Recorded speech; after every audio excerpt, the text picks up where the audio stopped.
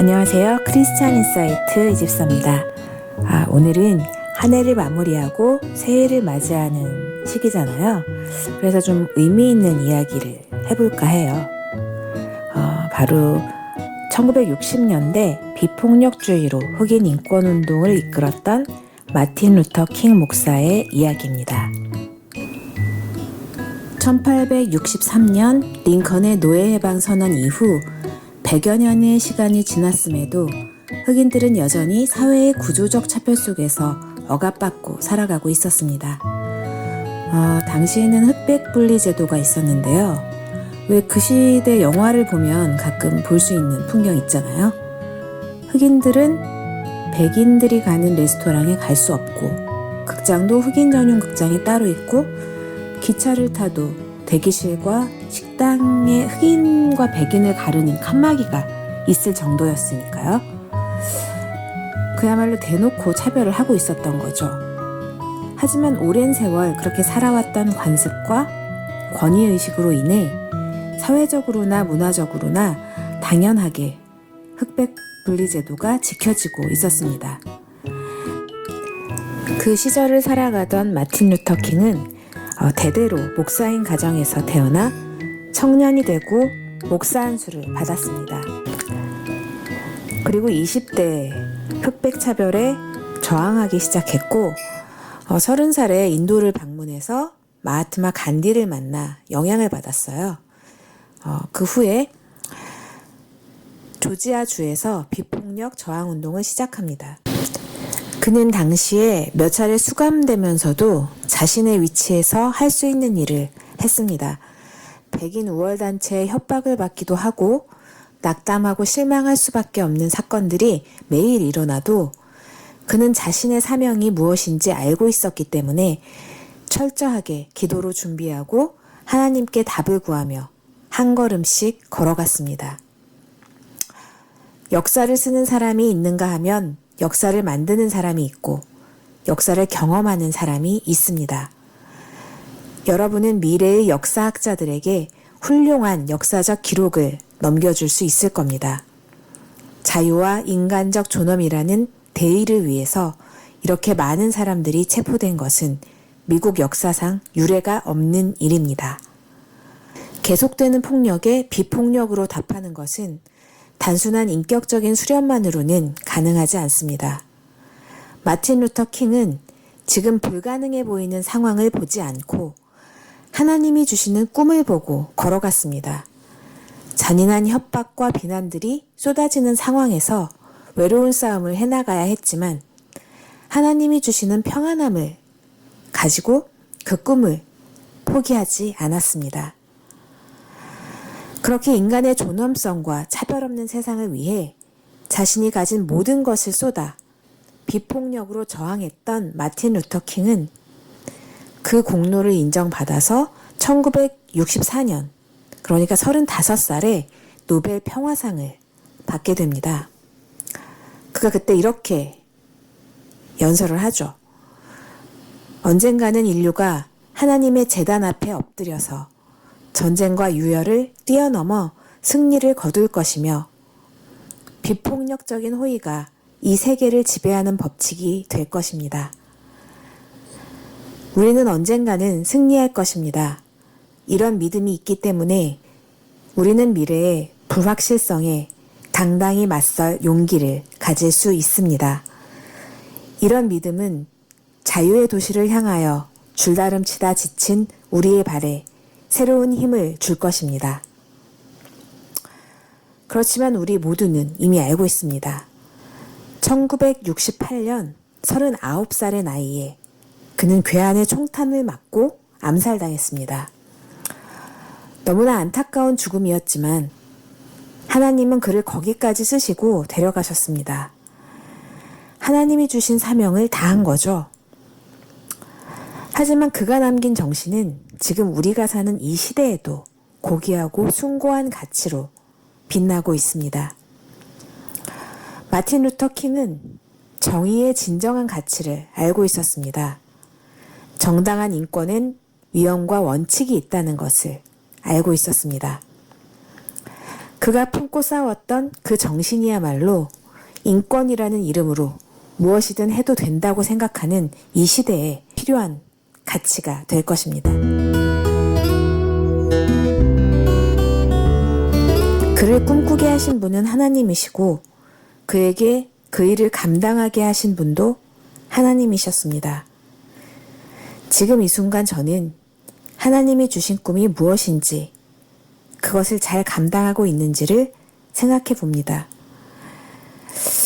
마틴 루터 킹처럼 역사를 바꾸는 위대한 일이 아니더라도 그 자리에 있으면서 제 일상에서 하나님이 주신 소명을 잘 감당해 나가는 것이 지금 하나님이 진정 기뻐하시는 일이 아닐까 생각해 봤습니다. 저에게도 꿈꾸게 하신 하나님께 감사를 드립니다. 오늘 전해드린 내용은 지금은 절판된 나에겐 꿈이 있습니다 라는 마틴 루터 킹 자서전을 기반으로 정리했습니다.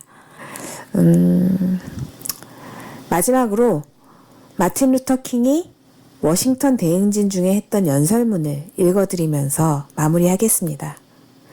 굉장히 긴 연설이기 때문에 약간의 편집을 해서 좀 약간 요약했다는 것을 미리 알려드리면서 나에게 꿈이 있습니다라는 이 연설문 읽어드리면서 마무리할게요. 여러분 감사합니다. 우리 역사에서 자유를 위한 가장 훌륭한 시위가 있었던 날로 기록될 오늘 이 자리에 여러분과 함께 하게 된 것을 기쁘게 생각합니다. 100년 전 한 위대한 미국인이 노예 해방령에 서명했습니다.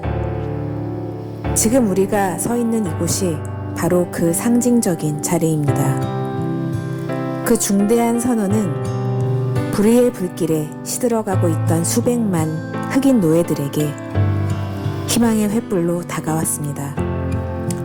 그 선언은 오랜 노예 생활에 종지부를 찍는 즐겁고 새로운 날의 시작으로 다가왔습니다. 그러나 그로부터 100년이 지난 오늘 우리는 흑인들이 여전히 자유롭지 못하다는 비극적인 사실을 직시해야 합니다. 100년 후에도 흑인들은 여전히 인종차별이라는 속박과 굴레 속에서 비참하고 불우하게 살아가고 있습니다. 100년 후에도 흑인들은 거대한 물질적 풍요의 바다 한가운데 있는 빈곤의 섬에서 외롭게 살아가고 있습니다. 100년 후에도 흑인들은 여전히 미국 사회의 한 귀퉁이에서 고달프게 살아가고 있습니다. 그들은 자기 땅에서 유배당한 것입니다. 그래서 우리는 오늘 이 끔찍한 현실을 알리기 위해 이 자리에 나온 것입니다. 어떤 의미에서 우리는 국가로부터 받은 수표를 현금으로 바꿔야 할 시기에 온 것입니다. 이 나라의 개척자들이 헌법과 독립선언문에 훌륭한 구절을 적어 넣었을 때 그들은 모든 미국인이 상속받게 되어 있는 약속어음에 서명한 것입니다. 그 약속어음이란 모든 인간에게 삶과 자유, 행복 추구라는 양도할 수 없는 권리를 보장한다는 약속이었습니다. 정의의 궁전으로 이르는 출발점에 선 여러분들에게 꼭 드리고 싶은 이야기가 하나 있습니다. 우리가 정당한 위치를 찾을 때까지는 나쁜 행동을 해서 죄인이 되어서는 안 되겠다는 점입니다. 비탄과 증오로 가득 찬 술잔을 들이키는 것으로 자유를 향한 갈증을 달래려 하지 맙시다. 위원과 원칙이 있는 높은 곳을 향한 투쟁을 영원히 계속해야 합니다. 우리는 우리의 창의적인 저항이 폭력으로 변질되게 해서는 안 됩니다. 다시 또 다시 우리의 힘이 영혼의 힘과 맞닿을 수 있는 저 높은 곳까지 올라가야 합니다. 우리 흑인 사회를 휩쓸고 있는 저 새롭고도 훌륭한 투쟁 정신이 백인의 불신을 받는 대로 이어지지 않게 해야 합니다. 오늘 이 자리에 서 있는 백인이 증명하듯이 우리의 많은 백인 동지들은 그들의 운명이 우리의 운명과 이어져 있으며 그들의 자유가 우리의 자유와 뗄래야 뗄 수 없는 관계임을 깨닫고 있습니다. 우리 혼자서만 걸어갈 수는 없습니다. 이제 우리 앞으로 나아가면서 더 전진해야 한다는 맹세를 해야 합니다. 되돌아갈 수는 없습니다. 나의 친구인 여러분들에게 말씀드립니다. 고난과 좌절의 순간에도 나는 꿈을 가지고 있다고. 이 꿈은 아메리칸 드림에 깊이 뿌리내리고 있는 꿈입니다. 나에겐 꿈이 있습니다. 언젠가 이 나라가 모든 인간은 평등하게 태어났다는 것을 자명한 진실로 받아들이고 이 진정한 의미를 신조로 살아가게 되는 날이 오리라는 꿈입니다. 언젠가는 조지아의 붉은 언덕 위에 예전에 노예였던 부모의 자식과 그 노예의 주인이었던 부모의 자식들이 형제의 식탁에 함께 둘러앉는 날이 오리라는 꿈입니다. 언젠가는 불의와 억압의 열기에 신음하던 저 황폐한 미시시피 주가 자유와 평등의 오아시스가 될 것이라는 꿈입니다. 나는 내 자녀의 피부색이 아니라 인격에 따라 평가받는 그런 나라에 살게 되는 날이 오리라는 꿈입니다. 오늘 나에게는 꿈이 있습니다. 흑인 소년 소녀들이 백인 소년 소녀들의 손을 잡고 형제자매처럼 함께 걸어갈 수 있는 상황이 되는 꿈입니다. 나에겐 꿈이 있습니다. 어느 날 모든 계곡이 높이 솟아오르고 모든 언덕과 산은 낮아지고 거친 곳은 평평해지고 굽은 곳은 곧게 펴지고 하나님의 영광이 나타나 모든 사람이 함께 그 광경을 지켜보는 꿈입니다. 이것이 우리의 희망입니다.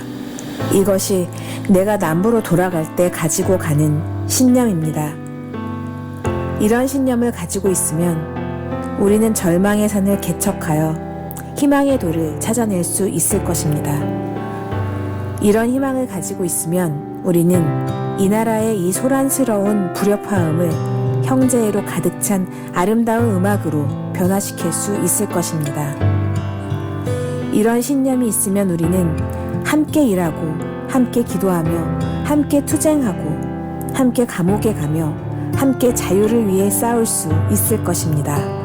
우리가 언젠가 자유로워지리라는 것을 알기 때문입니다.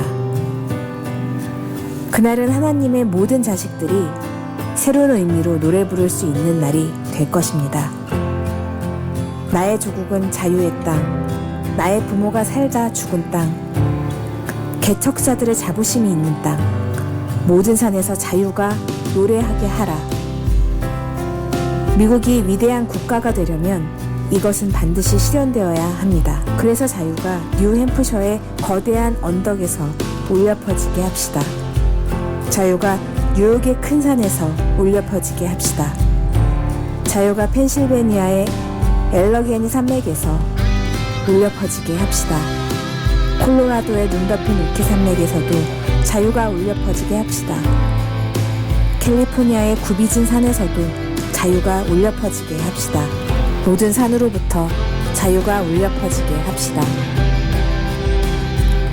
자유가 울려 퍼지게 할 때 모든 마을, 모든 부락, 모든 주와 모든 도시에서 자유가 울려 퍼지게 할 때 우리는 더 빨리 그날을 향해 갈 수 있을 것입니다. 하나님의 모든 자손들, 흑인과 백인, 유태인과 이교도, 개신교와 가톨릭교도가 손에 손을 잡고 옛 흑인 연가를 함께 부르는 그날이 말입니다. 드디어 자유, 드디어 자유. 전지전능하신 하나님, 우리가 마침내 자유로워졌나이다. 여기까지 크리스찬 인사이트에서 전해드렸습니다.